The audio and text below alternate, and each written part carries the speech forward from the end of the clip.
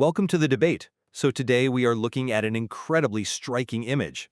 Imagine standing in front of this massive, meticulously detailed portrait of a mid-century company man. Right, like the classic sterile white shirt, the dark suspenders, very rigid. Exactly. Very rigid. But instead of a calm, grounded gaze, his eyes are just these blinding, featureless yellow voids. And there's this highly radioactive, almost toxic green aura bleeding out from his skull, which violently cuts into a pitch-black background. It's intense. I mean, it literally jumps off the canvas. It really does. And his mouth is wrenched wide open, muscles strained to the breaking point. But emerging from his throat isn't a scream. It's a classic pop art-style comic book speech bubble. Which is such a brilliant choice by the artist, by the way. Well, we'll get to that. But inside that bubble, bracketed by floating, cheerful musical notes, is perhaps the most dangerous, destabilizing philosophical doctrine in human history. It just says nothing is true, everything is permitted. Yeah. And as a viewer, your immediate biological instinct is to ask yourself, do I step toward this man to hear his song, or do I run for my life? I think it is the ultimate visual rupture because we are so conditioned to expect portraiture to be an exercise in empathy, right? Like a preservation of a subject's humanity, where we can neatly categorize their emotional state based on recognizable earthly cues. Right, we want to look into their eyes and understand them. Exactly. But this artist shatters that entirely. They take this historically profound maxim, a phrase famously associated with the medieval order of assassins, popularized by Nietzsche, woven into William S. Burroughs, and they turn it into a neon spectacle. I mean, it's a masterpiece that forces you to confront the total collapse of structural reality.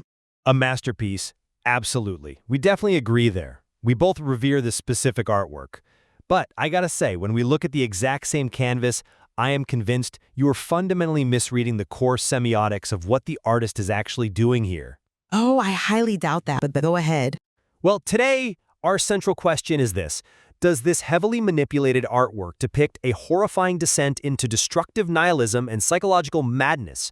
Or, as you somehow believe, does it represent an ecstatic, enlightened state of radical liberation and self-creation? Which it obviously does. I will be arguing the former. I believe this image flawlessly captures the terrifying chaos, the biological alienation, and the literal moral collapse that occurs when objective truth is completely abandoned. And I have to tell you, your reading of this piece as a tragedy, it relies on a complete miscategorization of the visual language being used. You're basically looking at the surface tension and calling it madness, but you are totally missing the entire mechanics of ascension at play. Mechanics of ascension? Come on. Yes, I will be arguing that this image is a joyous, wildly optimistic portrayal of breaking free from artificial constraints. The realization that nothing is true is not a moral collapse. It is the ultimate creative liberation. It's an awakening. Okay, well, let me lay out exactly how the visual mechanics of this image actually construct a portrait of total disintegration. Because when I look at this piece, the visual cues overwhelmingly point to a visceral loss of control. A loss of control? Yes, the artist isn't painting enlightenment, they are painting ideological possession. Like, look at the harsh, unnatural green lighting. It feels inherently toxic. I mean, it is the exact hue we culturally associate with radiation and biological hazard. Wow. And then, you look at the blinding yellow eyes. The artist intentionally obliterates the pupils and the irises. Those are the biological anchors we use to connect with another human being. Right, but Let me finish this point. That wide-open mouth, the aggressively strained jaw, it depicts an agonizing dissolution of sanity. When you take the ultimate nihilistic statement, a phrase historically used to justify the worst kinds of sociopathic behavior, and you frame it with cheerful floating musical notes, you create this deeply macabre cognitive dissonance. that is such a cynical reading. It suggests a terrifying euphoria found only in the complete collapse of morality. He isn't elevated by this philosophy. I mean, he is being eaten alive by it. Okay, your entire premise rests on viewing the departure from the quote-unquote natural as inherently destructive. which frankly, I find incredibly limiting. What you call toxic possession, the actual visual tropes of the medium identify as a celebration of radical awakening. You think radiation green screams awakening? Glowing eyes, radiating halos of light, yes. These are not symbols of decay. They are the oldest historical tropes for enlightenment, higher consciousness, and the sudden acquisition of profound, world-altering insight. Tropes usually have, a serene quality to them. Not always, but the absolute crux of where your interpretation just falls apart is the explicit inclusion of those musical notes in the speech bubble. Those notes are not decorative irony. They are the definitive context key. A context key for madness. No, they transform what could theoretically be a scream of terror into a deliberate, structured song. Singing this famous maxim indicates that the realization of absolute freedom, the realization that all societal rules and moralities are just artificial fictions, it's not a crushing burden. It is a joyous, liberating performance. A structured song? I mean, are we looking at the same painting? Look closely at the physical mechanics of his face. Look at the aggressive contortion, the severe angles of his cheekbones, the tendons snapping taut in his neck. Yeah, it's intense. It's more than intense. The sheer intensity of the expression signals agony, or at the very least, a manic, dangerous hostility. The physical strain is the mechanism the artist uses to show us that this philosophy of absolute nihilism is literally tearing the subject apart from the inside out. Oh, that's just a projection. To call that a joyous performance completely ignores the physical reality of the portrait. No, you are equating physical intensity with agony. And that is a fundamental misunderstanding of human expression in the context of extreme exertion. I mean, have you ever watched a legendary vocalist hit a climactic, soul-shattering high note? This isn't a concert. Look at archival footage of Freddie Mercury or Janis Joplin or an operatic tenor at the absolute peak of an aria. The face contorts, the neck strains, the jaw hinges open violently. Sure, but Let me make my point. It looks aggressive out of context, yes, but within the context of the music, it is pure, unadulterated passion. It requires immense physical labor to project that kind of power, and that physical labor perfectly mirrors the philosophical labor at the heart of Nietzsche's concept of the Übermensch. okay, let's clarify that concept for a moment, because it actually proves my exact point. No, it is the exact blueprint for this image. Think of Nietzsche's concept of the Übermensch. It's this idea that once society's moral safety nets and objective truths are removed, a person doesn't just panic and collapse into a void. They take on the ultimate, terrifyingly beautiful creative responsibility of forging their own values from scratch. Which is impossible to do without causing collateral damage. They become their own god. That requires immense, agonizing exertion. The intensity in his face isn't malice or destruction. It is the overwhelming, sublime shock of realizing his own infinite agency. I think you're romanticizing it. Look at what he's wearing. He's a man in a mid-century white shirt and suspenders. That's the ultimate, sterile uniform of the constrained, rule-following company man. He has just snapped the chains of conformity, and he is belting out an aria of his own liberation. Okay, you can frame it as an aria all you want, but the presence of a song does not negate the destructive nature of the psychology on display. In fact, I'd argue it amplifies the horror. Amplifies it. How? I'll give you a far more accurate analogy than an operatic tenor. In neurology, there is a condition called paradoxical laughter. Oh boy, here we go. No, listen. It's often seen in patients with severe frontal lobe injuries or intense cognitive dissonance.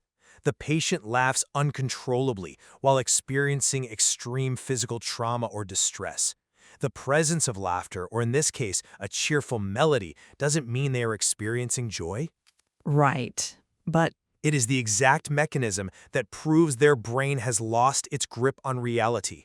When someone genuinely believes that everything is permitted, that no moral laws exist whatsoever, and they sing that realization with glee, we are looking at a portrait of a sociopath. The melody is what makes the madness so chilling. a sociopath, that is a profound leap. You are looking at a man stepping outside of structural reality, and diagnosing him with a neurological disorder just because he isn't reacting the way your social conditioning expects him to. I'm not diagnosing a real person. I'm diagnosing the visual cues the artist deliberately placed. Let's look at the biology you're so eager to dismiss. I'm not dismissing biology. I'm saying it's transcended here. You call it stepping outside structural reality, but look at what that step is physically doing to his eyes. From an evolutionary psychology standpoint, human beings are biologically hardwired to track the white sclera and the dark pupils of another person's eyes. Sure. It is how we gauge intent, empathy, and threat. It is the foundational mechanism of human cooperation. By visually erasing the anatomical structures of the eye and replacing them with flat, blinding yellow neon, the artist is intentionally triggering the uncanny valley. I wouldn't call it uncanny valley. The mechanism of empathy has been surgically removed from this subject. What is left behind is not an enlightened creator. It is something alien, empty, and fundamentally predatory. When you strip away a person's humanity down to a glowing, featureless void, you aren't painting an ascension, you're painting a monster. A literal visual lobotomy? Wow. I couldn't disagree more. The erasure of the human eye is exactly what is required to see beyond the human condition. To become blind? No, to see differently. You say his humanity is erased, and on that specific point, I actually agree with you completely. But I argue that as a conceptual triumph, not a tragedy. The shared humanity you are so desperately trying to preserve is exactly what constructs the false truths this maxim is tearing down. Shared humanity is not a false truth. Society, morality, biological determinism, they are all human inventions. If you view the world through human retinas, you are bound by human fictions. The blinding yellow light isn't a void. It isn't an emptiness. It is an emission. An emission of what? Toxic light? An emission of his own sovereign reality. Look at the physics of the image. He is no longer passively taking in the world through retinas, receiving light from outside sources. He has become the source of the light. Okay, that's... He is actively projecting his own reality onto the world. This aligns perfectly with Jean-Paul Sartre's concept of radical freedom, that terrifying, exhilarating realization that existence precedes essence, and we are entirely responsible for defining ourselves. Right. The neon green and yellow are crucial because they firmly remove this image from the natural biological world you keep trying to chain it to. The artist is showing us a being who has transcended biology to become pure concept. Well, transcending biology to become pure concept is just an elegant way of describing someone completely detached from the consequences of their actions. Oh, that's not fair. Projecting your own reality onto the world without any regard for objective truth or shared human consequence is the literal definition of psychosis. And honestly, the medium the artist chose to deliver this so-called transcendence perfectly confirms that immaturity. Let's look at how this message is delivered. You mean the comic book aesthetic? The pop art speech bubble? Exactly. The artist didn't just paint this revelation in a void. They applied a highly stylized commercial pop art aesthetic to it. We are dealing with a heavy, historically devastating philosophical maxim here. I don't deny it's heavy. Nothing is true, everything is permitted is the bedrock of radical nihilism. It is the justification for the total collapse of the social contract. To place a phrase with such profound real-world consequences inside a cartoonish, mass-produced speech bubble, it completely trivializes the horror of a world without truth. It doesn't trivialize it at all. It commodifies the absurdity of it. No, it suggests a reckless, infantile disregard for reality. Think about how pop art functions. Think about Roy Lichtenstein taking the profound tragedy of war or heartbreak and flattening it into primary colors and Ben-Day dots. Right. The mechanism of pop art is to flatten meaning. By utilizing this comic book aesthetic, the artist is implying that the subject treats the destruction of objective reality as if it were a game, a cartoonish fantasy. He completely ignores the real-world suffering that inevitably occurs when everything is permitted. You really think he's ignoring it? Yes, he isn't an Ubermensch. He is a child playing with fire, totally insulated from the burns. It is a portrait of ideological immaturity masked as revelation. Okay, you are incredibly articulate in defending the cage. I'll give you that. But you have the mechanics of pop art entirely backwards in this context. How so? The medium isn't trivializing the message, it is transcending the weight of it. Treating a heavy philosophical burden lightly is the ultimate, definitive proof of having conquered it. Conquering it by turning it into a cartoon? Yes, if you realize that all societal laws are just arbitrary fictions, and your reaction is to weep in existential dread and paint a dark, brooding, Gothic masterpiece, you haven't actually freed yourself. You are still a prisoner to the emotional weight of the fictions you claim to have escaped. Taking the collapse of meaning seriously isn't being a prisoner. It's maintaining a functioning reality. Dismissing it as a comic book joke is purely intellectual escapism. It is not a joke, it is play, and there is a massive philosophical difference there. Let's use a musical mechanism, since the artist explicitly gave us musical notes. Sure. Think of the evolution of jazz music. A strictly classical musician looks at the sheet music, the scales, the rigid rules of theory, and says, these are the structural laws of acoustic reality. If I break them, I create ugly, dangerous noise. Because usually you do. But the master jazz musician, think of someone like Ornette Coleman, pioneering free jazz, realizes those constraints are not true laws of nature. They are just agreements. The musician is permitted to play entirely outside the key, to break the time signature, to improvise freely without a safety net. But they are still playing instruments governed by physics. But the structural rules of the composition are abandoned. And when they abandon those rules, they don't do it with a heavy, agonizing sense of destructive nihilism. They do it with joy. They play. I just don't see how that applies to this level of nihilism. Delivering this incredibly heavy philosophical doctrine through a brightly colored comic book speech bubble, accompanied by musical notes, is the visual equivalent of free jazz. It is a playful, triumphant rejection of dogmatism.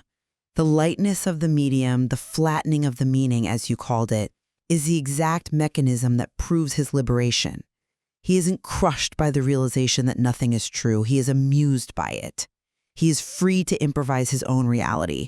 Okay, that jazz analogy sounds brilliant until you apply it to the actual stakes of the doctrine. The stakes are the point. No, listen, a jazz musician improvising outside a time signature does not collapse the acoustic room they are standing in. The man in this portrait is claiming that nothing is true. He is denying the existence of the room entirely. Right. And when you deny all frameworks, biological, moral, and physical, you don't get free jazz. You get an unendurable wall of deafening feedback.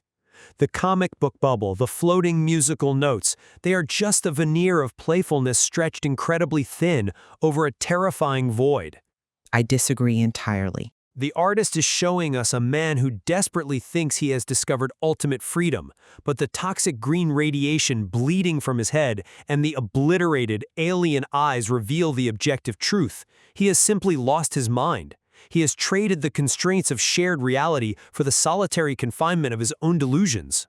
Well, look, if it were just a wall of feedback, the visual composition itself would be chaotic and unreadable. But it isn't. It's pretty aggressive. Aggressive, yes. But look at the framing, the placement of the pop art bubble, the perfect symmetry of the glowing eyes, the crisp, stark framing of the white collar and black suspenders, grounding the explosion of neon color at the top. The artwork itself is highly structured. It's geometrically balanced and aesthetically resolved. That just proves the artist's skill, not the subject. No, that aesthetic harmony proves my point. It proves that the state of absolute permission does not inherently result in ugly, violent chaos.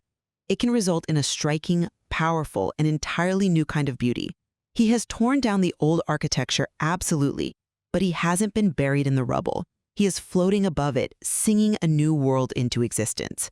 The aesthetic harmony of the image is a credit to the artist's immense technical skill in manipulating the medium. It doesn't mitigate the terrifying implications of the subject's psychology. It reflects the psychology. I mean, a high-speed photograph of a nuclear bomb detonating can be geometrically balanced and aesthetically breathtaking.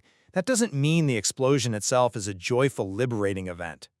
The brilliant tension of this piece is that the artist is using beautiful, structured, hyperpop techniques to illustrate the total, violent disintegration of structure. Or the artist is using those hyperpop techniques to show us exactly what the next level of structure looks like once the illusion of objective truth is permanently stripped away. Well, as we step back to summarize the discourse today, I remain entirely steadfast in my interpretation of the semiotics here. Naturally. The deliberate biological erasure of the subject's human features, triggering that primal uncanny valley through those glowing yellow voids, and the macabre dissonance of singing a doctrine of absolute moral collapse point unequivocally to a terrifying portrait of ideological possession.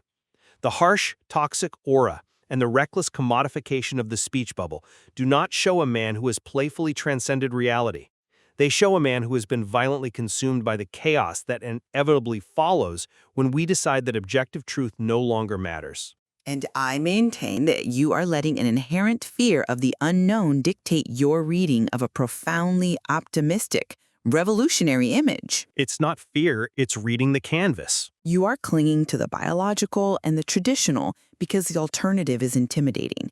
But the brilliantly illuminating aura, the vital neon colors breaking out of the sterile mid-century aesthetic, and most importantly, the definitive, joyful musical delivery all showcase the ecstatic rush of achieving absolute creative freedom. This is not a portrait of a man collapsing into darkness. It is a portrait of a man exploding into light, having finally realized that the cage he lived in was made of fragile paper illusions. Well, despite our fundamental disagreement on the destination, I will concede one major point of convergence in our readings. Oh, I'm glad to hear that. Whether we are looking at a descent into sociopathic madness or an ascension into radical enlightenment, we both agree that this masterpiece represents a profound, irrevocable break from normal reality. Absolutely. The man in the crisp white shirt, the constrained company man, he is dead. Whatever he was before this specific moment of realization, he can never go back to being it. The blinding eyes and the radiating green energy undeniably mark an evolutionary point of no return. He has crossed the event horizon of human experience. Which leaves us, and the viewer, with a lingering, deeply haunting question to ponder. It's the very question this manipulation of visual language forces upon us. When the constraints of objective reality, shared biology, and collective truth finally fall away entirely. When nothing is true and everything is permitted. Is the resulting state of absolute permission something we should fear as the ultimate destructive chaos, or something we should celebrate as the terrifying beginning of true freedom? The genius of this image is how flawlessly it balances on that exact knife edge, refusing to give us the comfort of a definitive, safe answer. It demands that we look at the total dissolution of reality and decide for ourselves whether to scream or to sing. It leaves us in the muddy, neon waters of